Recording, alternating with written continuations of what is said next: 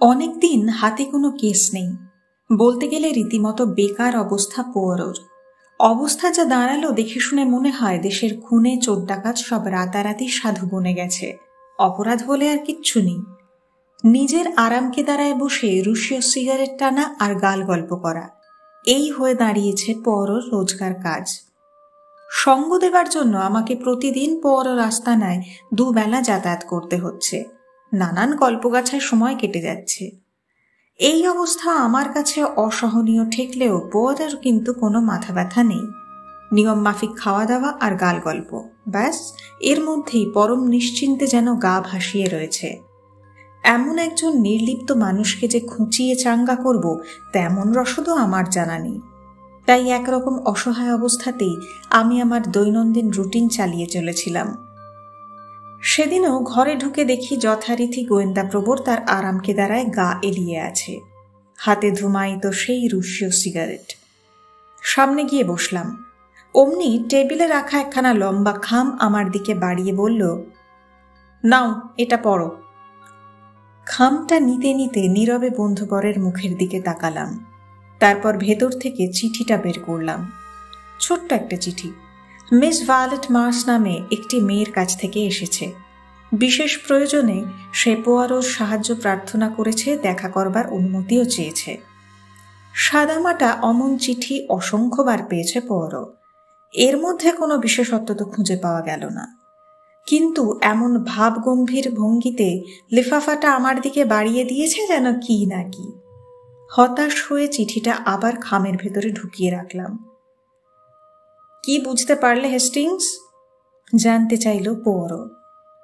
বললাম, এ তো সাক্ষাৎ প্রার্থনার অনুরোধপত্র, আসল কথা কিছুই নেই। তা নেই বটে। বলতে বলতে ঘড়ির দিকে তাকালো। এখন 11টা বাজতে 10 মিনিট বাকি। মেয়েটিকে ঠিক 11টায় আসতে লিখে দিয়েছে নাকি। সম্ভবত আর 10 মিনিট পরেই তার মুখ থেকে আসল ব্যাপার আমরা জানতে পারব। তবু রক্ষে বলবার চেষ্টা করলাম আমি। বুদ্ধিতে তো মরচে পড়ে যাওয়ার অবস্থা হয়েছে। পরও নিঃশব্দে ধোঁয়া ছাড়তে লাগলো, কোনো জবাব দিল না। আমিও প্রবল উৎকণ্ঠা নিয়ে মেয়েটির আগমনের প্রতীক্ষায় সময় গুনতে লাগলাম। এতদিন পরে একটা কেসের গন্ধ পাওয়া যাচ্ছে। কি রহস্য বয়ে আনছে আগন্তুক, কে বলবে? মাত্র 10 মিনিট সময়কে এর আগে কখনো এমন দীর্ঘ মনে হয়নি। মুহূর্তগুলো যেন চূড়ান্ত গড়িমসি করে নড়াচড়া করছে। 11টার ঘণ্টা বাজল, আর ঠিক সেই সময় সব উৎকণ্ঠার অবসান ঘটিয়ে নিচে কলিং বেল বেজে উঠল। ছিটকে চেয়ার ছেড়ে উঠে নিচে চললাম। দরজা খুলতেই আধুনিক রুচিসম্পন্না সুবেশা এক তরুণীর সঙ্গে চোখাচোখি হলো। সহজে দৃষ্টি আকর্ষণ করার মতোই চেহারা বটে, বেশ বুদ্ধিদীপ্ত চোখ, মুখে দৃঢ়তার ছাপ। মেয়েটি হাসি মুখে বলল, মসিয়ে পোয়ারো? হ্যাঁ আছেন, আসুন। উপরে বসার ঘরে উঠে এলাম আমরা। আমার পেছনে এসে মেয়েটি একটি চেয়ারে আসন নিল। মসিয়ে পোয়ারো, বিশেষ একটা সমস্যায় পড়ে আপনার সাহায্যের জন্য ছুটে এসেছি। একটা অনুরোধ করব আপনাকে। হ্যাঁ তা তো বুঝতে পারছি, তবে গোড়া থেকে ব্যাপারটা আমার শোনা দরকার, বলল পোয়ারো। হ্যাঁ হ্যাঁ, আমিও সেটাই বলতে চাই। আমার চিঠিতেই তো নাম জানতে পেরেছেন, ভায়োলেট মার্স। বাবা মা দুজনকেই হারিয়েছি আমি। ডেভনশায়ারের এক কৃষক পরিবারে আমার জন্ম। কৃষক পরিবার হলেও কৃষিকাজ বলতে বিশেষ কিছুই ছিল না। আমার বাবারা ছিলেন 2 ভাই। চাষবাসের কাজে তাদের কারোরই বড় একটা আগ্রহ ছিল না। আমার জ্যাঠামণি সব ছেড়ে ছুড়ে ভাগ্যের সন্ধানে সুদূর অস্ট্রেলিয়ায় পাড়ি জমিয়েছিলেন। সেখানে জমি কেনাবেচার কাজ করে অল্প সময়ের মধ্যে অগাধ সম্পত্তির অধিকারীও হন। আমার বাবা রজার সামান্য লেখাপড়া শিখেছিলেন। একটা সদাগরি অফিসে সামান্য মাইনের কেরানির কাজ করতেন। আমার বয়স যখন 6 বছর তখন আমি বাবাকে হারাই। আমার মা, তিনি ছিলেন এক দরিদ্র শিল্পীর মেয়ে। স্বামীর অকাল মৃত্যুর শোক সামলাতে পারলেন না। কয়েক বছরের মধ্যে তিনিও মারা গেলেন। মা বাবা দুজনকে হারিয়ে আমি হলাম অনাথ। নিকট আত্মীয় বলতে ছিলেন আমার ওই একমাত্র জ্যাঠামশাই, তিনি কিন্তু এখনো জীবিত। তিনি ইতিমধ্যে অস্ট্রেলিয়া থেকে ইংল্যান্ডে ফিরে এসেছিলেন। গ্রামের দিকে একটা ছোট্ট জমিদারি কিনেছিলেন, নাম ছিল ক্র্যাপটি ম্যানার। আমাকে তিনি সেখানেই আশ্রয় দিয়েছিলেন। নিজের মেয়ের মতোই তিনি আমাকে স্নেহযত্ন করে বড় করে তুললেন। একটু থেমে মিস মার্স আবার বলতে শুরু করলেন, ক্র্যাপটি ম্যানার একটা খুব পুরনো খামার। ইংল্যান্ডে ফিরে আসার পর জ্যাঠামশাই এখানেই আধুনিক প্রথায় চাষবাস শুরু করেছিলেন, আর সেটা নিয়ে উনি সারাক্ষণ ব্যস্ত থাকতেন। আমাকে তিনি খুবই ভালোবাসতেন, তবে মেয়েদের সম্পর্কে তার চিন্তা ভাবনা ছিল একেবারে সেকেলে। লেখাপড়া খুব সামান্যই করেছিলেন, তবে বৈষয়িক বুদ্ধিতে ছিলেন খুবই তুখোর। পুঁথিগত বিদ্যাকে খুব একটা আমল দিতেন না। নিজের জীবনের অর্থনৈতিক সাফল্য তার মনোবল আরও বাড়িয়ে দিয়েছিল। আমাকে তিনি ঘর সংসারের কাজেই আবদ্ধ রাখতে চেয়েছিলেন। লেখাপড়া মেয়েদের আর কোন কাজে লাগবে, তারা করবে ঘরের কাজ, ছেলে মেয়ে মানুষ করবে, ঘর সংসার সামলাবে, এই ছিল তার সোজা হিসেব। লেখাপড়ার প্রতি আবার আমার ঝোঁক ছিল প্রবল, মাথাও ছিল বেশ পরিষ্কার, তো ঘরের কাজ একেবারেই ভালো লাগতো না। ফলে যা হয়, দুজনের মধ্যে দ্বন্দ্ব শুরু হলো। জ্যাঠামশাইও তার জেদ ধরে রাখতে চাইলেন যে আমি যাতে লেখাপড়া না করি, আবার আমিও আমার জেদ ছাড়লাম না যে করেই হোক লেখাপড়াটা করব। এই মানসিক দ্বন্দ্ব থাকলেও আমাদের মধ্যে স্নেহ ভালোবাসায় কিন্তু ছেদ পড়েনি কখনো। স্থানীয় একটা স্কুলে বৃত্তি পেয়ে গিয়েছিলাম, তাই সহজেই লেখাপড়া চালিয়ে নিয়ে যেতে কোনো কষ্ট হচ্ছিল না। এরপর যখন আমি ঠিক করলাম গার্টনে গিয়ে পড়াশোনা করব, এই তখন থেকেই শুরু হলো আসল গণ্ডগোল। মা আমার জন্য সামান্য সঞ্চয় রেখে গিয়েছিলেন, তাই সম্বল করে গার্টনে চলে যাব একদিন, এরকম কথা জ্যাঠামশাইকে জানালাম। তো তিনি আমাকে ডেকে বললেন যে তার নিকট আত্মীয় বলতে রয়েছে একমাত্র আমি, বিষয় সম্পত্তি যা আছে আমাকেই দিয়ে যাবেন বলে স্থির করেছিলেন, কিন্তু লেখাপড়া শিখে আধুনিকা হওয়ার ঝোঁক না ছাড়লে তিনি এক কপরদক আমাকে দেবেন না। আমারও জেদ চেপে গিয়েছিল। আর কেন হবে না বলুন তো? দেখুন, জন্মসূত্রে যেটুকু ক্ষমতা পেয়েছি তার সঠিক ব্যবহার কে না করতে চাইবে বলুন? আমি জ্যাঠামশাইকে পরিষ্কার বলেই ফেললাম যে আমি আমার নিজের মতো চলতে চাই, বিষয় সম্পত্তির লোভ আমার নেই। জ্যাঠামশাই আমাকে বোঝবার চেষ্টা করলেন না, বোঝাবারও চেষ্টা করলেন না। ওই প্রসঙ্গের ওখানেই ইতি টান। তিনি কেবল সবশেষে বললেন যে আজ তুমি নিজের বুদ্ধি বিবেচনাকেই বড় করে দেখছো, পুঁথি পড়া বিদ্যা আমার নেই, কিন্তু তাই বলে আমার অপ্রাপ্য কিছু নেই। তবু আমার কথায় কান দিচ্ছ না, কিন্তু একদিন তুমি ঠিকই বুঝতে পারবে যে তোমার ওই পুঁথি পড়া বিদ্যার থেকে আমার না পড়ার জোরটাই অনেক বেশি। তো এসব ঘটনা ঘটেছে 9 বছর আগে। এই দীর্ঘ সময় আমাদের সম্পর্কের কিন্তু কোনো পরিবর্তন ঘটেনি। প্রায় প্রতি সপ্তাহেই জ্যাঠামশাইয়ের কাছে এসে থেকেছি, তবে আমি যে ইতিমধ্যে বিজ্ঞানে স্নাতক হয়েছি সে বিষয়ে তার কোনো আগ্রহই ছিল না, কোনোদিন কিছু জানতেও চাননি। শেষ দিকে জ্যাঠামশাইয়ের শরীরটা ভেঙে গিয়েছিল, নানা রোগ পীড়ায় ভুগছিলেন, বয়সও হয়েছিল। 1 মাস আগে শেষ পর্যন্ত হঠাৎই তিনি মারা যান। কথা শেষ করে একটু নড়ে চড়ে বসলেন মিস মার্স। পর্যায়ক্রমে আমাদের দুজনের মুখের দিকে তাকালেন, পরে বলতে লাগলেন, আমার কাহিনী শেষ হয়ে এসেছে মসিয়ে। শেষ অংশটুকু সবচেয়ে বেশি গুরুত্বপূর্ণ। মৃত্যুর কিছুদিন আগে জ্যাঠামণি একটা অদ্ভুত উইল করে গেল। জ্যাঠামশাইয়ের উইল অনুযায়ী তার মৃত্যুর দিন থেকে 1 বছর পর্যন্ত ক্র্যাবট্রি ম্যানার আর তার সবকিছু থাকবে আমার অধিকারে। ওই সময়ের মধ্যে যদি বুদ্ধির খেলায় তার কাছে হেরে যাই, তাহলে বাড়িসহ সমস্ত সম্পত্তি নানা হাসপাতাল ইত্যাদির এখতিয়ারে চলে যাবে। তার দীর্ঘ কাহিনী শেষ করে এবারে থামলেন মিস মার্স। তার চোখের দৃষ্টিতে ফুটে উঠল জিজ্ঞাসা। বড় ধীরে ধীরে মাথা নাড়লেন, বললেন, দেখছি আপনার জ্যাঠামশাই বেশ অবিচারই করে গেছেন আপনার উপর। মসিয়ে, দয়া করে ব্যাপারটাকে ওভাবে দেখবেন না। আমাদের মধ্যে তো সব খোলাখুলি আলোচনাই হয়েছিল। আমি তার কথার অবাধ্য হয়েছিলাম। তার সম্পত্তি, তাই তিনি যাকে খুশি দিয়ে যেতেই পারেন, আমার এতে কিছু বলার থাকতে পারে না। ব্যাপারটা আপনি বেশ সহজভাবেই নিয়েছেন, বুঝতে পারছি। আচ্ছা, উইলটা কি আপনার জ্যাঠামশাই কোনো উকিলকে দিয়ে লিখিয়েছিলেন? মিস মার্স বললেন, না, ওটা নিজেই লিখেছিলেন, একটা ছাপানো উইলের মর্মে। সাক্ষী হিসেবে কেউ ছিল নিশ্চয়ই? হ্যাঁ, দুজন ছিলেন, জ্যাঠামশাইয়ের এক কর্মচারী আর তার বউ। ওরা ওই বাড়িতেই থাকে। কথাটা শুনে বড় কিছুক্ষণ চুপ করে রইল। পরে বলল, মিস মার্স, মৃতের একমাত্র উত্তরাধিকারী হচ্ছেন আপনি। এক্ষেত্রে এই উইল সম্বন্ধে আপনি আদালতে আবেদন করে দেখতে পারেন। না না মসিয়ে, না, ও কাজ আমি কখনোই করব না। আপনি নিশ্চয়ই আমার উদ্দেশ্যটা বুঝতে পারছেন। হ্যাঁ, সেটা পারছি। আপনি জ্যাঠামশাইকে বুদ্ধির খেলায় হারাতে চাইছেন, তাই তো? মাথা নেড়ে সায় দিলেন মিস মার্স। বেশ, তাহলে বিষয়টা একটু তলিয়ে ভাবতে হবে। আমার ধারণা ওই ক্র্যাবট্রি ম্যানারই কোথাও আপনার জ্যাঠামশাই বেশ কিছু টাকা বা অন্য একটা উইল গোপনে লুকিয়ে রেখেছেন, আর সেটা খুঁজে বার করার জন্য আপনাকে তিনি দিয়েছেন 1 বছরের সময়। আপনার স্কুল কলেজের পড়াশোনার বুদ্ধি বিবেচনা এভাবেই হয়তো বাজিয়ে দেখতে চেয়েছেন তিনি, যে শেষ পর্যন্ত জিতটা কার হয়। আপনি যথার্থই বলছেন মসিয়ে। সেই জন্যই তো ছুটে এসেছি, মানে আপনার কাছে। বুদ্ধি বিবেচনার এই লড়াইতে আমার হয়ে আপনাকেই লড়তে হবে। বলুন মসিয়ে, আমার এই অনুরোধ আপনি রাখবেন? পরও হেসে বলল, আপনার অনুরোধ না রেখে কি আর উপায় আছে? আমার ওপর আপনি যে বিশ্বাস আরোপ করেছেন তা তো আমি নষ্ট করতে পারি না। এই মুহূর্ত থেকেই আপনার কাজের দায়িত্ব আমি আমার কাঁধে তুলে নিচ্ছি। এখন একটা কথা আমাকে বলুন তো, কিছু খোঁজাখুঁজি আপনিও তো নিশ্চয়ই করেছেন। হ্যাঁ, তা ওপর ওপর খোঁজ খবর করেছি, কিন্তু ব্যাপারটা যে এত সহজ হবে না তা আমি জানি। অসাধারণ বুদ্ধিমান ছিলেন আমার জ্যাঠামশাই। তার মাথায় যে মতলবই থাকুক, এই ব্যাপারটা কিন্তু অত সহজে মেটবার নয়। আচ্ছা, উইলটা বা তার কোনো নকল কি আপনি সঙ্গে এনেছেন? হ্যাঁ মসিয়ে, এনেছি।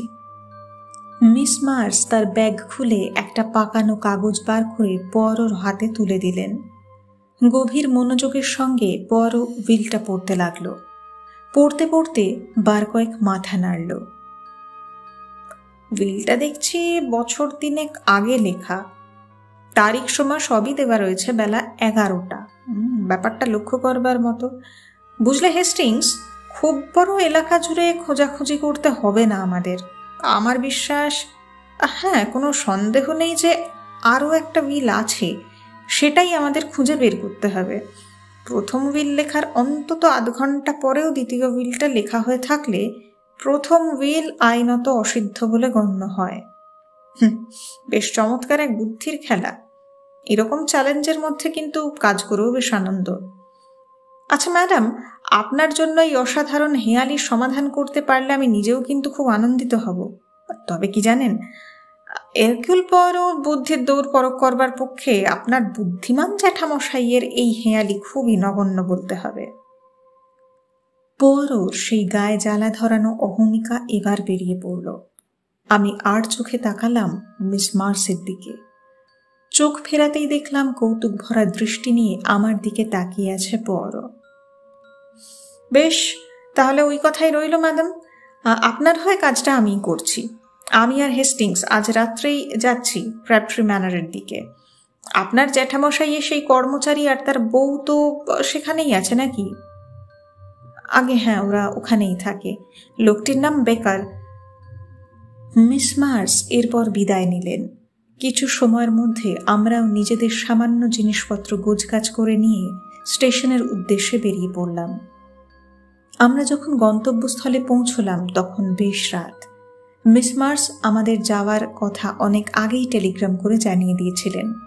বেকার আর তার বউ তাই তৈরি হয়েই ছিল, আমাদের অভ্যর্থনার কোনো ত্রুটি রাখল না।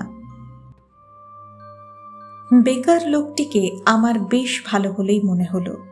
তার স্ত্রীটি বিশাল চেহারার জন্যই আগে নজর কাড়ে, কিন্তু বেশ হাসি খুশি মহিলা। অনেকটা দূরত্বের পথ পাড়ি দিতে হয়েছিল আমাদের, তাই খুবই পরিশ্রান্ত হয়ে পড়েছিলাম আমরা দুজনেই। চটপট রাতের খাওয়া শেষ করে নিলাম। তারপর দুজনেই আশ্রয় নিলাম বিছানায়। সকালে প্রাতঃরাশের পর আমি আর পরও বেশ বড়সড় একটা ঘরে এসে বসলাম। স্বর্গত মিস্টার মার্স এই ঘরটাই তার শোবার এবং বসবার ঘর হিসাবে ব্যবহার করতেন। ঘর অনুসারে আসবাব খুবই কম। একপাশে দেওয়ালের গা ঘেঁষে রয়েছে একটা ডেস্ক, কাগজপত্রে একেবারে বোঝাই, তবে সবকিছুই বেশ গুছিয়ে রাখা। ডেস্কের সামনেই একটা চামড়া বাঁধানো আরাম কেদারা। কেউ না বললেও সহজেই বোঝা যায় মৃত মিস্টার মার্সের এটাই ছিল সারাক্ষণের বসবার জায়গা। উল্টো দিকের দেওয়ালের কাছে রয়েছে একটা লম্বা বেঞ্চ, ছিট কাপড়ে ওপরটা ঢাকা। ঘরের চেহারা দেখে ঘরের মালিকের সেকেলে রুচির স্পষ্ট পরিচয় পাওয়া যায়। ঘরের চারপাশে চোখ বুলিয়ে নানা কথা মাথায় আসতে থাকে। পরও একটা সিগারেট ধরিয়েছিল। আপন মনে ধোঁয়া ছাড়তে ছাড়তে একসময় সে বলে উঠল, হেস্টিংস, আমরা তাহলে আর বসে থাকি কেন? আমাদের কাজ শুরু করে দেওয়া যেতে পারে, কি বলো? বাড়িঘর খুঁজে দেখার কথাই তো বলছো নাকি? বললাম আমি। সেসব ইতিমধ্যেই আমি সেরে নিয়েছি বন্ধু। তো তাহলে এখন কি করতে চাইছো? দেখো, দেখে শুনে আমি যা বুঝতে পারছি, বুঝলে, এই ঘরটাই আমাদের আসল কর্মক্ষেত্র। যা কিছু রহস্য সব এখানে লুকোনো রয়েছে। তাহলে তো হ্যাঁ, ঠিক এই ঘরেই কাজে হাত লাগাতে হবে। এই যে ডেস্ক দেখেছো, কাগজে বোঝাই হয়ে আছে। এই কাগজপত্র অত্যন্ত সতর্কতার সঙ্গে পরীক্ষা করে দেখতে হবে। এসবের মধ্যে যে কোনো রকম সূত্র লুকিয়ে নেই কে বলতে পারে। আবার পরিশ্রমটা বৃথাও যেতে পারে, সেটাও একটা কথা বটে। যাই হোক, কোনো তুচ্ছ অপ্রয়োজনীয় কাগজের টুকরোকেও কিন্তু এখানে অবহেলা করলে চলবে না। প্রয়োজনীয় গোপন সংকেত হয়তো তার মধ্যেই আবিষ্কার হয়ে যেতে পারে। আপাতত কিছু খবর সংগ্রহ করা দরকার। আচ্ছা, তুমি এই ঘন্টাটা একবার বাজাও তো।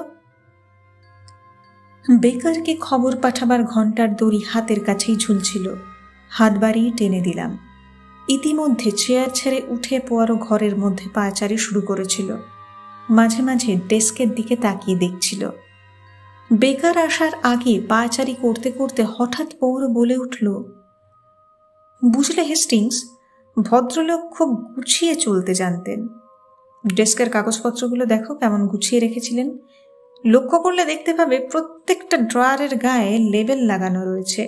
দেওয়ালের গায়ে ওই তাকটা দেখো। উপরের পুতুলগুলো কোনোটা কিন্তু হেলে বা কাত হয়ে নেই, সুন্দরভাবে সাজিয়ে রাখা। ভদ্রলোকের রুচির প্রশংসা না করে পারা যায় না। এমনটা বড় একটা কিন্তু দেখা যায় না। যাক, দেখে ভালোই লাগলো, আনন্দই হচ্ছে। পায়চারি করতে করতে কথাগুলো বলছিল পৌর। হঠাৎ ডেস্কের সামনে সে থেমে গেল। তীক্ষ্ণ নজরে লেবেলটা দেখতে লাগলো। লেবেলটার গায়ে একটা ময়লা খাম আটকানো ছিল। ভুঁড়ো কুঁচকে খানিকক্ষণ সেদিকে সে তাকিয়ে রইল, পরে হাত বাড়িয়ে খামখানা ছাড়িয়ে হাতে নিল। কৌতূহলী হয়ে আমিও ঝুঁকে পড়লাম পৌরোর হাতের ওপরে। চোখে পড়ল খামের গায়ে কিছু যেন লেখা রয়েছে। কেমন এবড়ো খেবড়ো হাতের লেখা, অথচ অন্যান্য লেবেলগুলোর লেখা খুবই সুন্দর আর পরিচ্ছন্ন। লেখাটা তো খুব অদ্ভুত দেখছি গো। খামটা খুঁটিয়ে দেখে পোয়ারো বলল, ঘরের অন্য সব জিনিসে মিস্টার মার্সের যেরকম গোছানো স্বভাবের পরিচয় রয়েছে, এই লেখাগুলোর মধ্যে তো তা নেই। নাকি এটা অন্য কারোর লেখা? মিস মার্সের তো লিখবার কথা নয়। তাছাড়া তার লেখার সঙ্গে এই লেখার মিলও তো দেখতে পাচ্ছি না। আচ্ছা, দেখো দেখো, ব্যাপারটা কিছু বুঝতে পারছো হেস্টিংস? ঠিক এই সময় বেকার ঘরে ঢুকলো। পোয়ারো তাকে দেখে বলল, আচ্ছা শোনো, তোমাকে কয়েকটা কথা জিজ্ঞেস করতে চাই বেকার। তোমার স্ত্রীকেও একবার ডাকো তো। মিনিট কয়েকের মধ্যে বেকার তার স্ত্রীকে ডেকে নিয়ে এলো। আচ্ছা, মিস্টার মার্স একটা উইল করেছিল, সেটা তোমরা জানতে? আগে হ্যাঁ, জানতাম তো স্যার, বলে উঠল মিসেস বেকার। এটা খুবই দুঃখের যে আমাদের মনিব মিস ভায়োলেটকে এভাবে সব কিছু থেকে বঞ্চিত করলেন। এরকম যে হতে পারে আমরা ভাবতে পারিনি। শেষমেশ কোথাকার কোন হাসপাতালের হাতে সব পড়বে। হ্যাঁ, এ কি কেমন কথা? তা উইলটা কতদিন আগে উনি লিখেছিলেন তোমাদের মনে আছে? হ্যাঁ, প্রায় বছর 3 তো হবেই, বলল বেকার। হ্যাঁ হ্যাঁ, ওই রকমই হবে। তুমি তো ফর্ম এনে দিয়েছিলে, বলল মিসেস বেকার। হ্যাঁ স্যার, সেদিনের কথা সবই মনে আছে আমার। মনিব আমাকে 2টো উইল লেখার ফর্ম আনতে শহরে পাঠিয়েছিলেন। 2টো? পোয়ারো বেশ উত্তেজিত স্বরে বলে উঠল, ঠিক মনে আছে তোমার? হ্যাঁ স্যার, ভালো রকমই মনে আছে।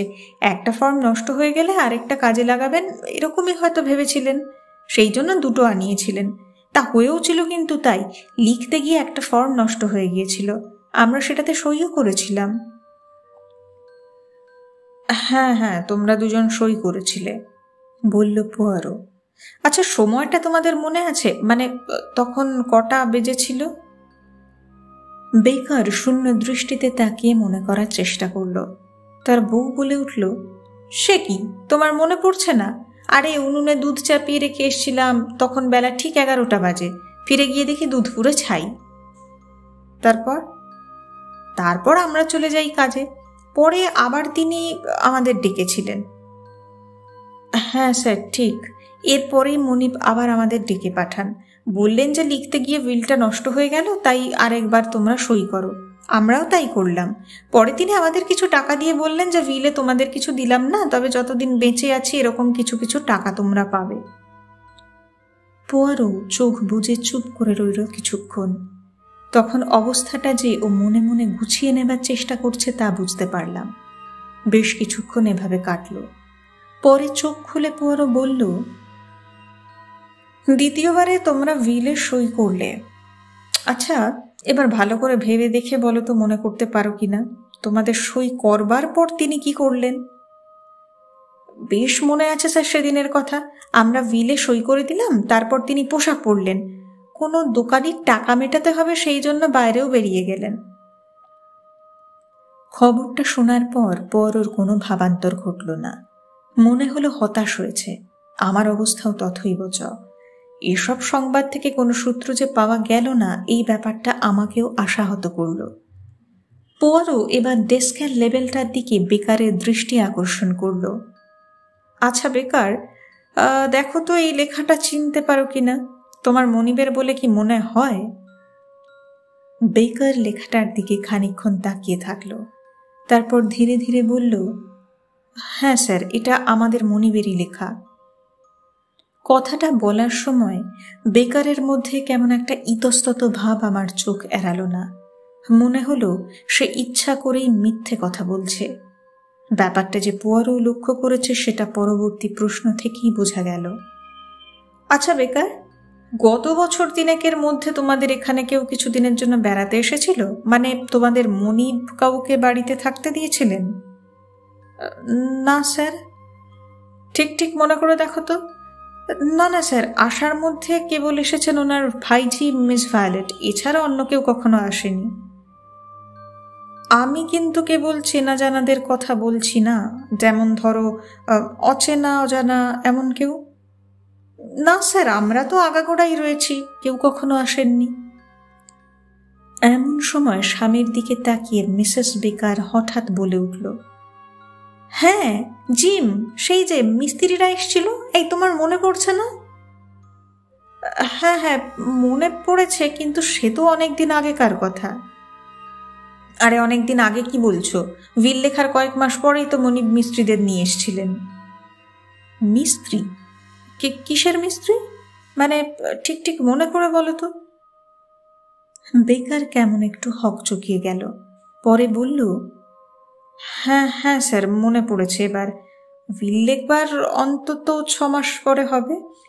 মনিব দুজন মিস্ত্রিকে একদিন ডেকে নিয়ে এলেন। কি সমস্ত সারাই করবার দরকার পড়েছিল আমরা বলতে পারবো না সেটা। তিনি আমাদের কিছুই এ বিষয়ে বলেননি। নানান খেয়াল বসেই তো তিনি অনেক কাজ করে বসতেন। আমরা ভেবেছিলাম ওরকমই কিছু হবে হয়তো। আসলে সারাই করবার মতো সত্যিকারের কোনো দরকারই হয়তো ছিল না।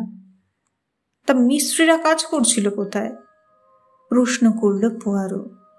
এই তো এই ঘরেই স্যার, অনেকক্ষণ ধরে তারা এই ঘরে ছিল। ওই সময়টা আমাদের এই ঘরে আসতে তিনি বারণ করে দিয়েছিলেন, তাই আমরা আমাদের কাজ নিয়েই ছিলাম।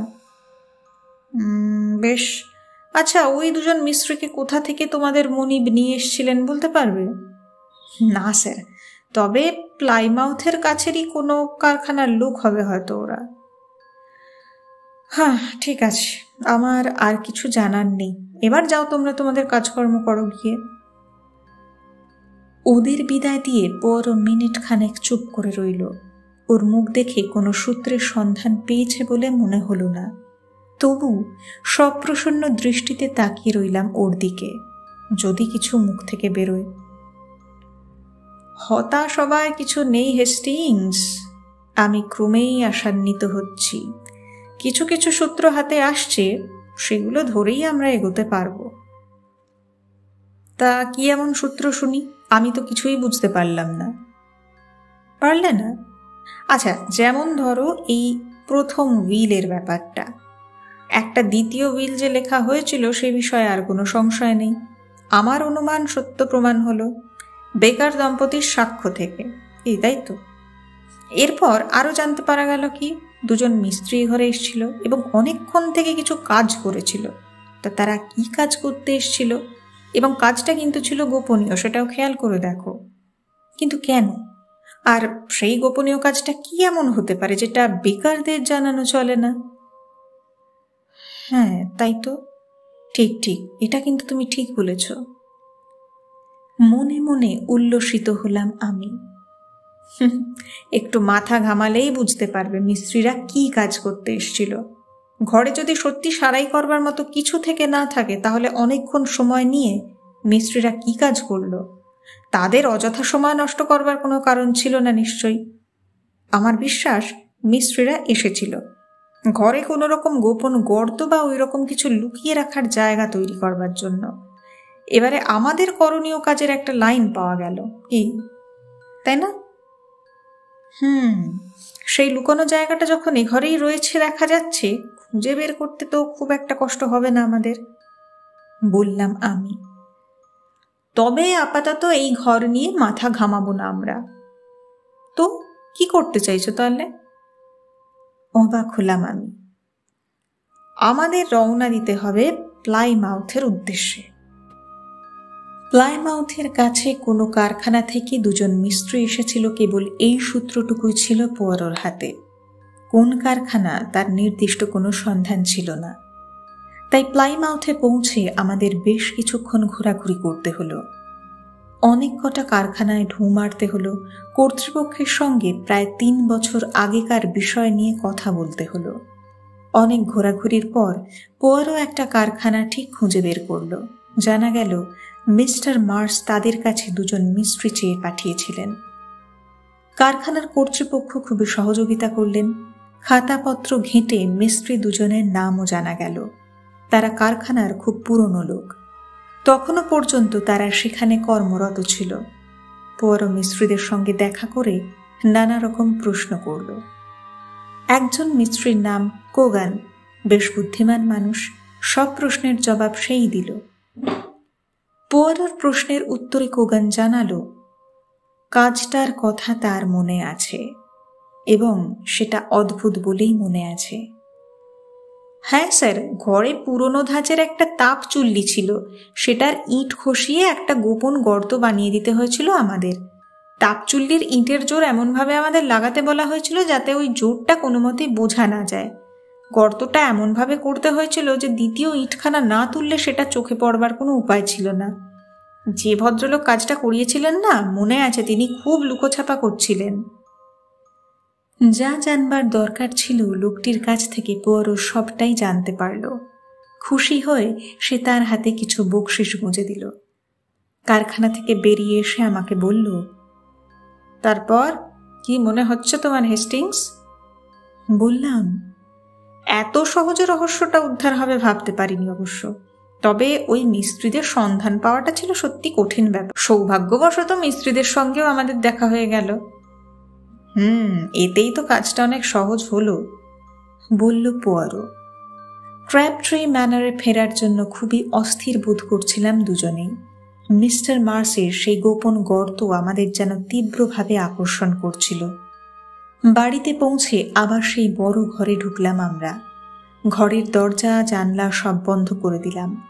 কিন্তু তাপ চুল্লির ইটের জোরের মুখ খুব সহজে পাওয়া সম্ভব হলো না। দক্ষ হাতের কাজ, অনেক সময় তার জন্য খরচ করতে হলো। মিস্ত্রি কোগানের শেখানো কৌশল খাটিয়ে এরপর দ্বিতীয় ইট তুলে ধরতেই ভেতরে একটা ছোট্ট গর্ত বেরিয়ে পড়ল। পোয়ারোর যেন তর সইছিল না। সে ঝটপট গর্তের মধ্যে হাত ঢুকিয়ে দিল। সে কি বের করে আনে তা দেখবার জন্য অপেক্ষায় রইলাম আমি। কিন্তু পোয়ারো যা বের করে নিয়ে এলো তা দেখে পুরোপুরি হতাশ হতে হলো। একখণ্ড আগাগোড়া আধপোড়া পুরু কাগজ ছাড়া আর কিচ্ছু পাওয়া গেল না সেই গুপ্ত গর্তে। আমিও হাত ঢুকিয়ে বারবার উঁকি মেরে আর কিছু পাওয়া যায় কিনা চেষ্টা করে দেখলাম। না, হতাশই হতে হলো। উইল তো দূরের কথা, দ্বিতীয় একখণ্ড কাগজও হাতে বা চোখে পড়ল না। পোয়ারোর অবস্থা দেখে খুবই মুষড়ে পড়তে হলো। মুখখানা ঝুলে পড়েছে তার। এমন করে আর কখনো বোধহয় বোকা বনতে হয়নি বেচারাকে। আগেই এটা কেউ খুলেছিল নিশ্চয়ই, বলল পোয়ারো। কি বলছো তুমি? অবাক হয়ে বললাম আমি। ঠিকই বলছি ব্রাদার, সব পরিশ্রম চলে গেল। পোড়া কাগজের টুকরোটা ভালোভাবে পরীক্ষা করে দেখা হলো। বোঝা গেল ওটা একটা হুইলের পোড়া অংশ। বেকারের সইয়ের খানিকটা অংশ চোখে পড়ছিল। আসল হুইলটার আর কিছুই অবশিষ্ট ছিল না। হতাশায় মুষড়ে পড়ল পোয়ারো। অসম্ভব গম্ভীর হয়ে গেল তার মুখ। মাথায় যে তোলপাড় চলছে তা বোঝা গেল। হেস্টিংস, কিছুই বুঝতে পারছি না যে। অসহায়ভাবে হঠাৎ চিৎকার করে উঠল পোয়ারো। হুইলটা যে কেউ নষ্ট করেছে তাতে কোনো সন্দেহ নেই, কিন্তু কে করতে পারে এই কাজ? কার স্বার্থ ক্ষুণ্ণ হচ্ছিল? আমি বললাম, বেকারদের কাজ নয় তো আবার? বেকারদের? ওদের কি স্বার্থ এটা করার? হুইলে তো ওদের কিছুই দিয়ে যাওয়া হয়নি, আর হুইল পুড়িয়ে ওদেরই বা কি লাভ হবে? তাছাড়া মিস মার্স এই বাড়ি পেলে তো ওদেরই লাভ, এখানেই তারা থেকে যেতে পারবে। কিন্তু সম্পত্তিটা হাসপাতালের হাতে যদি চলে যায় তাহলে তা হওয়ার তো আর উপায় থাকবে না। না না না, অত সহজে অঙ্ক মিলবে না হেস্টিংস। অন্য কেউ, কিন্তু অন্য কার স্বার্থ থাকতে পারে? অনেক মাথা ঘামিয়ে আমি বললাম, আচ্ছা, এমন তো হতেই পারে যে মিস্টার মার্স শেষ মুহূর্তে তার মত বদল করেন, মানে তারপর নিজেই হয়তো হুইলটা পুড়িয়ে ফেলেন। পোয়ারো অস্থিরভাবে ঘরে পায়চারি করছিল। আমার কথার কোনো জবাব দিল না। একটা কিছু সিদ্ধান্তে পৌঁছবার দ্রুত চেষ্টা চালিয়ে চলেছে বুঝতে পেরে আমি আর কথা বলার সাহস পেলাম না। হঠাৎ সামনে এসে দাঁড়িয়ে পড়ল পোয়ারো। বলল, এমনটা অসম্ভব নয় হেস্টিংস। বেশ, যত কিছু করা সম্ভব সবই তো করা হলো। তবে মিস্টার মার্সের সঙ্গে বুদ্ধির লড়াইতে নেমে অন্তত প্রথম ধাপটা আমরাই জিতেছি। কিন্তু বেচারি মিস ভায়োলেট, এতে তার কি বা লাভ হলো বলো? যে কাজের জন্য আমাদের ক্র্যাবট্রি ম্যানারে আসা তা তো চুকল। এখানে থেকে করার মতো আর কিছু ছিল না। সেই তখন থেকেই একরকম বোবা হয়ে গেছে পোয়ারো। একটার পর একটা সিগারেট ধরাতে শুরু করলো সে।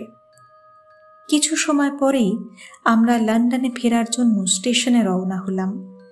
মেল ট্রেনটা কয়েক মিনিটের জন্য ধরা গেল না। বাধ্য হয়ে একটা লোকাল ট্রেনেই চাপতে হলো আমাদের।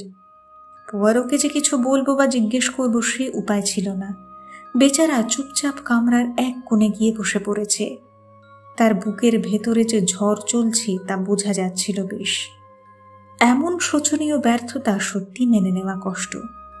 কিন্তু ট্রেন ছাড়ার মুখে মুখে হঠাৎ পোয়ারো লাফিয়ে চিৎকার করে উঠল, হেস্টিংস, শিগগির নেমে পড়ো, নেমে পড়ো, নেমে পড়ো।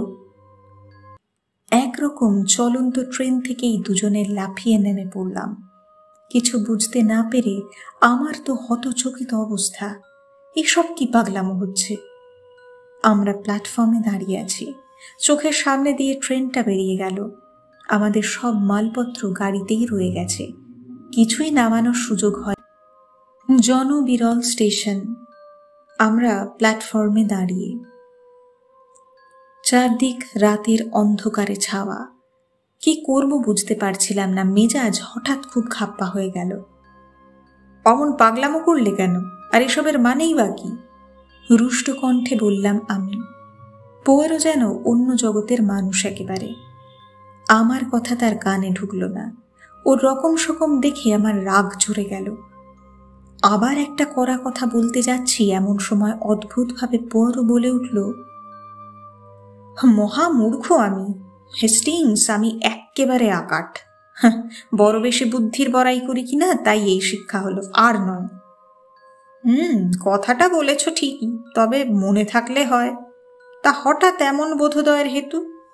বললাম আমি। আমার কথা সম্ভবত ওর কানে গেল না।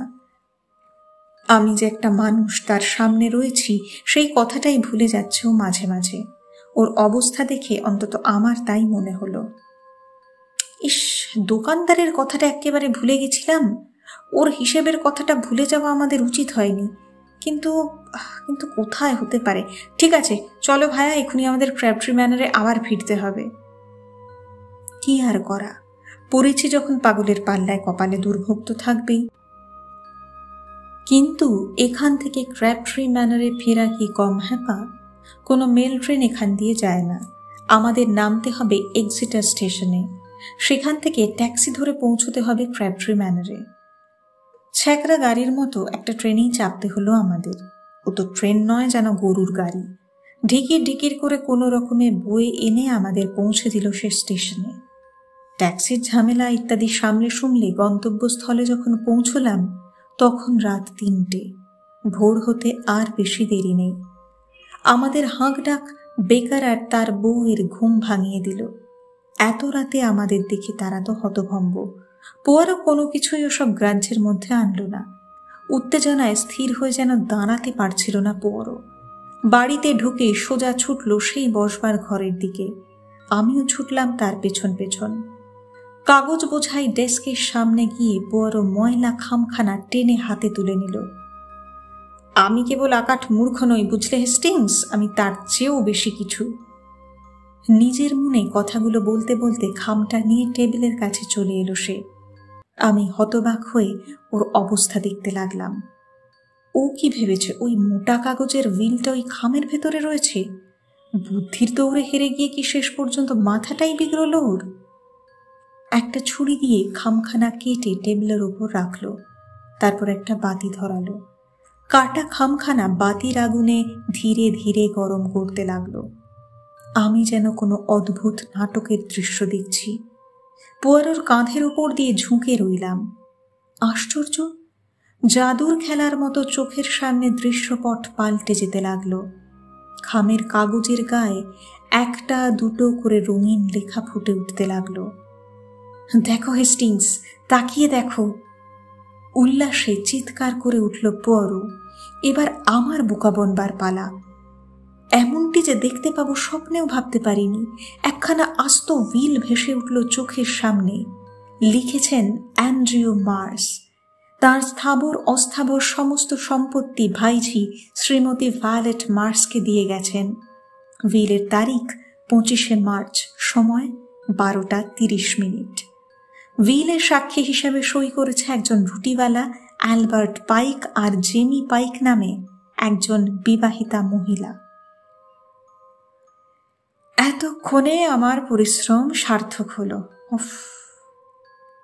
এইটাই হলো আসল হুইল। হালকা নিঃশ্বাস ফেলে বলল পোয়ারো। কিন্তু আমি সন্দেহ প্রকাশ করলাম যে এই হুইলটা আদৌ আইন সিদ্ধ হবে কিনা। তুমি অদৃশ্যকালী দিয়ে লেখা বলে বলছো? মনে হয় এরকম কোনো বিধিনিষেধ নেই। সবচেয়ে বড় কথা, এর মধ্যে দাতার উদ্দেশ্য পরিষ্কারভাবে লেখা আছে, আর সম্পত্তি তো পাচ্ছে তারই একমাত্র নিকটাত্মীয় এবং বৈধ উত্তরাধিকারী। আইনগত দিক থেকে সবকিছুই পরিষ্কার। আমরা তাহলে বুদ্ধির খেলায় জিতে গেলাম হেস্টিংস। মিসেস মার্স সত্যি কথাই বলেছিলেন। তার জ্যাঠামশাই যথার্থই অসাধারণ বুদ্ধিমান। দারুণ বুদ্ধির খেল দেখিয়েছেন ভদ্রলোক। হুইলটা কিভাবে খোঁজ করা হবে মিস্টার মার্স ঠিক জানতেন, কিন্তু আমরা মহামূর্খের মতো অন্যভাবে ভাবছিলাম। ভদ্রলোক দুটো হুইলের ফর্ম আনিয়েছিলেন। দুটো হুইলেই চাকরদের দিয়ে কৌশল করে সই করিয়েছিলেন। তারপর অদৃশ্য কালি দিয়ে খামের কাগজে হুইলখানা লিখে ফেলেন। তারপর ওই অদৃশ্য কালি কলমে ভরে খামের কাগজখানা নিয়ে তিনি বাড়ি থেকে বেরিয়ে পড়েছিলেন। বেকারদের বলে গিয়েছিলেন যে দোকানদারের কাছে যাচ্ছেন। কি নিদারুণ মজাই না করলেন ভদ্রলোক। নিশ্চয়ই মনে মনে খুব একচোট হেসেও ছিলেন। এবারে যে কোনো কায়দাই হোক উইলে তার সইটার কাছে রুটিওয়ালা আর তার বউকে দিয়ে সাক্ষী হিসাবে সই করিয়ে নিলেন। ব্যাস, কাজ চুকে গেল। এরপর বাড়ি ফিরে এসে খামখানা ডেস্কের ড্রয়ারের সামনে লেবেলের সঙ্গে আটকে রাখলেন। এত সব কাণ্ড করেছিলেন ভদ্রলোক ওই লেখাপড়া শেখা বুদ্ধিমতী ভাইঝির বুদ্ধির দৌড় যাচাই করবার জন্য। যদি সে তার চালাকিটা ধরতে পারে তাহলেই তার শিক্ষা সার্থক হয়েছে বোঝা যাবে।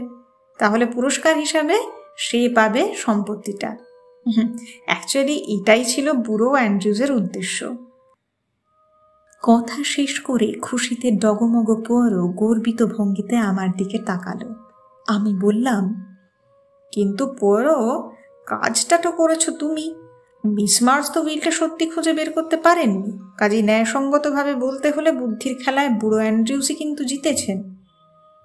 আমার কথা শুনে পোয়ারোর নীল চোখে কৌতুকের ঝিলিক খেলে গেল। তোমার বিচার বুদ্ধি একদম ঘুলিয়ে গেছে হেস্টিংস। মিস মার্সের শিক্ষা যথার্থই সার্থক হয়েছে বলতে হবে। বলো কেন? কেননা তিনি অসাধারণ বুদ্ধির পরিচয় দিয়েছেন এই রহস্য উদ্ধারের কাজে আমাকে ডেকে এনে। সর্বসেরা বুদ্ধিমান গোয়েন্দাটিকে বেছে নিতে কিন্তু ভুল করেননি তিনি। কাজেই জ্যাঠামশাইয়ের সম্পত্তিতে তার পূর্ণ অধিকারই রয়েছে।